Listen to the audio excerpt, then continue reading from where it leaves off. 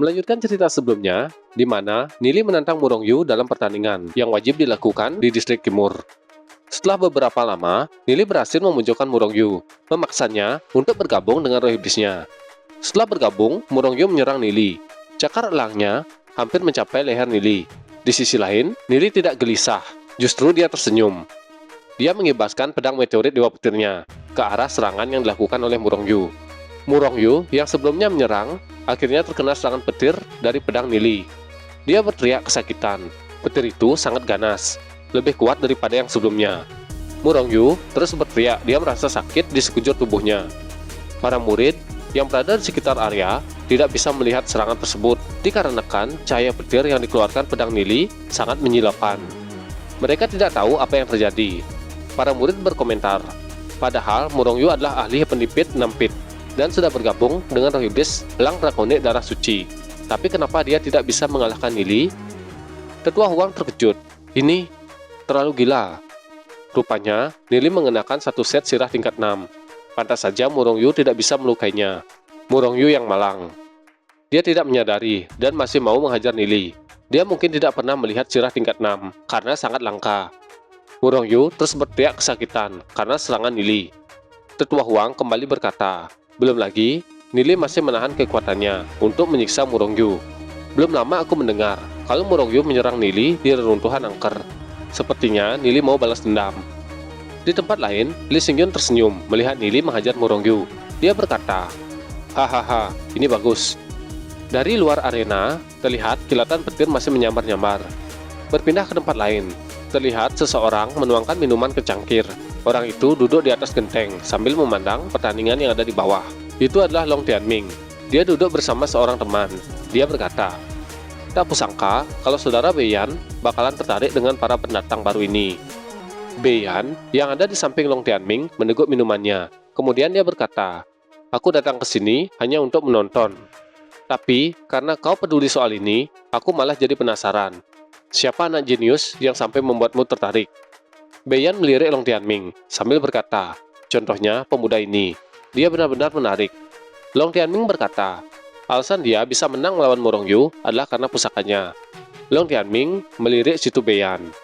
Kemudian bertanya, jadi dia juga menarik perhatian saudara Situ Beiyan? Beiyan berkata, anak ini berasal dari dunia kecil, tanpa latar belakang apapun yang layak untuk dibanggakan. Tapi dia berhasil mendapatkan sirah tingkat 6 sendiri, sebelum dia masuk ke distrik timur. Dia bahkan jadi salah satu muridnya hierarkis Keklun. Bukankah itu sudah cukup menarik perhatian seseorang? Dia berkata sambil melirik Long Tianming. Kemudian kembali berkata, aku juga mendengar kalau dia mendirikan pasukan dengan Gube. Dan dalam beberapa hari sudah punya ribuan anggota. Sepertinya dunia luar disibukkan dengan hiruk pikuk. Long Tianming yang mendengar itu berpikir, apa yang Situ Beiyan bicarakan? Bukankah dia seharusnya waspada saat seseorang sedang bangkit? Karena Situ Beiyan datang ke sini secara langsung untuk mengamati Nili, bisa-bisanya dia tidak sadar. Aku tidak akan membiarkan perkumpulan iblis sampai bangkit. Bahkan, Long Yuyan saja baru mendirikan perkumpulan Proponut yang mungkin dihasut oleh Nili.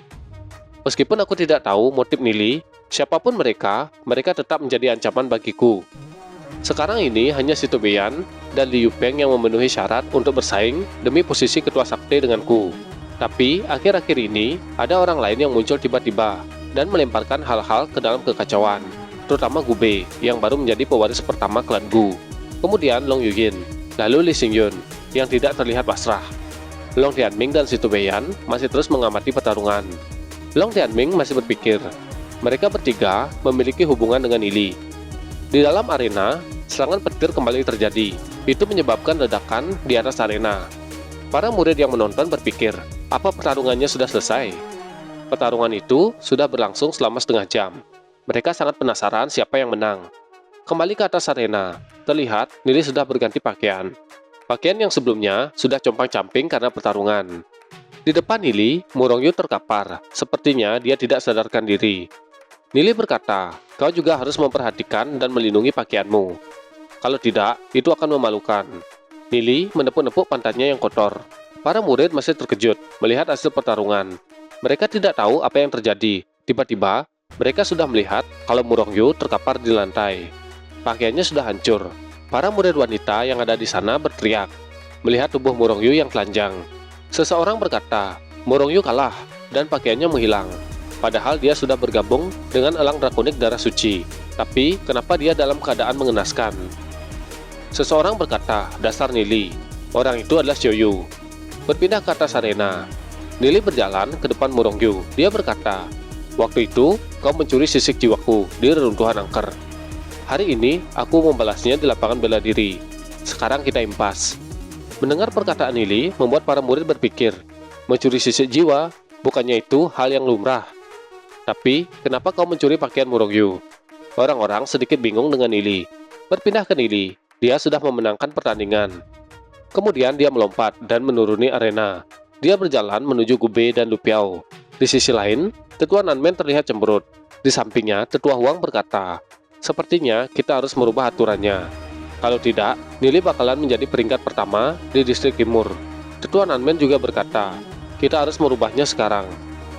Di belakang Tetua Nanmen dan Tetua Huang, seseorang berkata, para tetua, hierarki Sky Cloud memberitahuku untuk menyampaikan beberapa pesan. Orang itu adalah murid hierarki Sky Cloud, Tetua Flameless. Dia berkata, beliau ingin mengirimkan beberapa orang untuk menguji Nili. Tetua Nanmen dan Tetua Huang terkejut mendengar nama hierarki Sky Cloud. Tetua Huang menakupkan tangannya. Dia berkata, tenang saja, Tetua Flameless, kami akan mengaturnya. Tetua Flameless berkata, bagus. Kemudian dia duduk. Tetua Nanmen yang berada di sana melirik Tetua Flameless. Dia tidak berkata apapun. Kemudian melihat ke bawah. Dia berkata dengan keras, bawa Murongyu keluar. Semua para peserta, ada aturan baru yang dibuat untuk kompetisi ini. Para murid pun melihat ke atas dan mendengarkan arahan Ketua Nanmen. Dia kembali berbicara. Tidak ada yang diperbolehkan menggunakan pusaka apapun di atas kelas 3. Mendengar itu, para murid berdiskusi. Mereka merubah peraturannya. Apa itu artinya? Nili menang karena pusaka yang dia kenakan. Berdasarkan dari kekuatannya, mungkin Nili bukan lawan yang sepadan bagi Murongyu. Di sisi lain, Nili bergumam. Jadi mereka tahu ya? Nili melirik ke atas. Tetua Flameless, orang itu juga ada di sini. Di samping Nili, Lu Piao mengeluh. Baru satu ronde, tapi mereka sudah memutuskan tidak boleh menggunakan pusaka lagi. Padahal, aku juga ingin menindas orang-orang dari distrik timur. Li Xingyun yang mendengar itu bergumam, dasar pemikiran yang licik. Saat aku datang ke sini, aku juga dihajar habis-habisan oleh para seniorku. Tapi, kau malah ingin menindasnya. Di atas, Tetua Nanmen berkata, untuk sekarang, karena Murongyu sudah dikalahkan, posisi Murongyu telah digantikan oleh Nili. Akan tetapi, setelah berdiskusi dengan Tetua Huang, di sampingnya, Tetua Huang terkejut karena namanya dibawa-bawa. Tetua Nanmen berkata, kami memutuskan untuk melakukan tes ulang kepada Nili. Dia dapat menggantikan posisi Murongyu apabila dia lolos tes tersebut. Di tempat lain, Gube berkata, sepertinya Tetua Nanmen Tianhai juga tidak terima. Kemungkinan dia akan memberikan Nili tantangan yang sulit. Lu Piao juga berkata, bukankah para tetua seharusnya membantu kita? Di sisi lain, para murid senior berkata, hahaha, buktikan pada kami seberapa kuat Nili ini. Kalau tidak, distrik timur bakalan dipermalukan. Tetua Nanmen kembali berbicara, sekarang kami akan memilih lawan Nili untuk mengetes kekuatan Nili yang sesungguhnya. Dan ingat, dalam kompetisi ini dilarang menggunakan pusaka di atas kelas 3. Para murid terkejut, karena yang memilih lawan untuk Nili adalah para tetua. Gube juga merasa ada yang aneh. Sepertinya, para tetua ingin mempersulit Nili. Di sisi lain, Nili berpikir, Tetua Flameless. Lu Piao menyarankan Nili untuk mundur saja. Nili menjawab, aku tidak bisa mundur di saat seperti ini. Kalau aku mundur, orang-orang bakalan bilang, kalau aku menang gara-gara pusakaku, dan tidak punya kekuatan sendiri. Meskipun kompetisi ini tidak terlalu penting, tapi kemungkinan ada banyak para petinggi yang memperhatikannya. Kalau aku membuat pandangan buruk bagi mereka, maka rencana di masa depanku bakalan dipersulit. Nili melihat ke arah Tetua Nanmen. Dia bertanya, berapa banyak lawan yang akan Tetua persiapkan untukku? Tetua Nanmen terdiam sejenak. Dia melirik ke samping, kemudian berkata, hanya 2. Nili menjawab, baiklah. Dalam hati, dia bergumam, karena mereka cuma mengutus 2 orang, itu artinya mereka berdua sangat percaya diri pada kekuatannya masing-masing. Para murid penasaran, kira-kira siapa yang bakalan maju. Kalau Nili tidak bisa menggunakan pusakanya, maka dia pasti bakalan dihajar habis-habisan. Setiap pendatang baru yang datang ke distrik timur harus diajarkan pelajaran yang keras. Kalau tidak, mereka bakalan menjadi pembangkang. Seseorang melompat ke atas arena. Salah seorang murid senior yang melihat itu sedikit terkejut. Orang yang maju adalah Ye Chong. Bahkan tingkatannya lebih tinggi daripada Murongyu. Mereka langsung mengutus lawan yang tingkatannya lebih tinggi. Ini pasti bakalan menjadi pengalaman buruk buat Nili. Seorang murid lain berkata, "Jelaslah, mana mungkin para tetua mau mengutus murid yang lebih lemah. Itu akibatnya jika menang dengan menggunakan pusaka." Di sisi lain, Nili melepaskan pakaiannya. Dia melepas pusaka pelindungnya. Kemudian Nili melompat ke atas arena. Dia memandang musuhnya dan berpikir, "Karena aku sudah tidak bisa kabur, aku akan melakukannya dengan serius." Nili menyapa lawannya, dan lawannya juga menyapa. Seseorang bertelepati ke Ye Chong. Dia berkata, "Ye Chong, kau tidak perlu segan-segan, bunuh saja dia. Aku yang akan bertanggung jawab." Ye Chong terkejut. Dia berpikir, saya harus membunuh Nili. Kalau dia tidak menyimpan pistolnya di balik jiwa, dia pasti bakalan benar-benar mati. Dan bagi mereka yang membunuh di dalam perguruan Skesol, akan dikurung di dalam gudang es. Tapi, karena itu perintah dari tetua Plembles, aku tidak bisa mengabaikannya. Ye Chong membungkuk dan menakupkan tangannya, kemudian mengucapkan salam. Ye Chong menggerakkan badannya, dia bersiap-siap untuk bertarung dengan Nili. Dia juga mengeluarkan aura membunuh yang sangat kuat, sampai bisa dirasakan dengan jelas oleh Nili. Nili berpikir, padahal aku tidak punya masalah dengannya, tapi kenapa? Hukuman membunuh seseorang di dalam perguruan Skesol masih sangat ketat, meskipun dilakukan tanpa sengaja dalam kompetisi. Tidak ada alasan baginya. Sepertinya, tetua Plembles yang sudah memerintahkannya. Ini gawat. Pistolku masih belum stabil, jadi aku belum menyimpannya di balik jiwa. Meskipun aku memenangkan pertarungan ini, mereka masih bisa mengutus orang yang lebih kuat lagi. Ini pertama kalinya aku merasa kalau nyawaku terancam sejak datang ke perguruan Skesol. Serangan dari musuh tersembunyi memang lebih sulit untuk dilawan. Ye Chong tidak banyak basa-basi. Dia langsung bergabung dengan roh iblisnya. Roh iblis itu cukup besar. Kulitnya berwarna biru, dilapisi dengan sisik. Dia meraung dan mengeluarkan tekanan yang sangat kuat. Dari tekanan yang dikeluarkan itu, membuat aura di sekitar arena menjadi sangat dingin. Para murid yang menonton juga merasakan hawa dingin tersebut. Tidak hanya itu, bahkan energi langit di udara jadi membeku. Tetua Huang juga terkejut. Dia bergumam, "Itu kan naga es buas. Dia memiliki pertumbuhan tingkat luar biasa. Kalau ini memang hanya untuk ujian, seharusnya tidak perlu mengutus orang yang lebih kuat dari awal." Tetua Plembles seharusnya tahu kalau Nili bisa menang karena pusakanya, tapi dia malah mengutus Ye Chong. Ye Chong yang sudah siap dengan roh iblisnya mulai menyerang. Dia melesat ke depan mendekati Nili.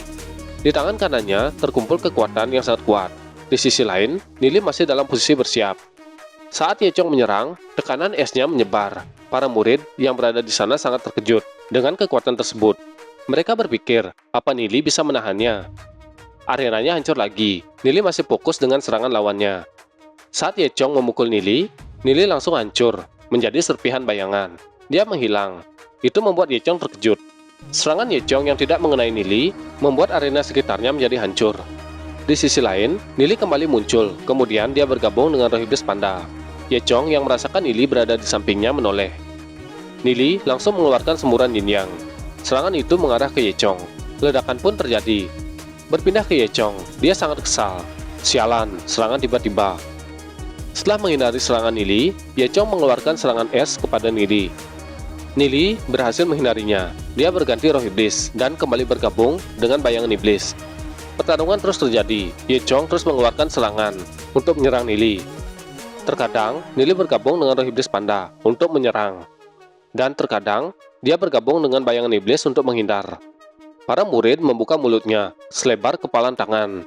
Mereka tidak percaya kalau Nili memiliki dua roh iblis.